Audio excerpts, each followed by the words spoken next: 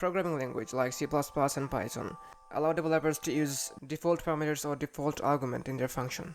Fortunately, default parameters also included in JavaScript after ES6 or ES 2015.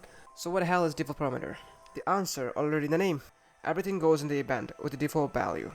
And if you don't provide the other value in this event, the default one will be used. For example, we can set up default string for the parameters called name and gender. So we can create a new function called person. So this person function has two arguments called name and gender. Let's call this function and save and see. So here's see that this is the first one, this is the first argument, this is the second argument, like this one, right? This one and this one. Now I can change this argument like this here, and now if I call this again, we get other options, like instead of Shahan we get Mike, and here you can see default argument is no longer used there.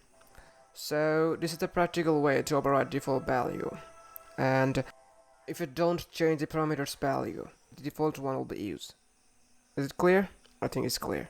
One more thing, default arguments can be any type, not just string. So you can change this to not just string but to object, array, and it will work the same. To recap, is a default parameter with a specific value whenever you don't need to reassign a value, otherwise it will waste it. So this is all about the default parameters. If you find this video helpful, make sure to subscribe, and thanks for watching.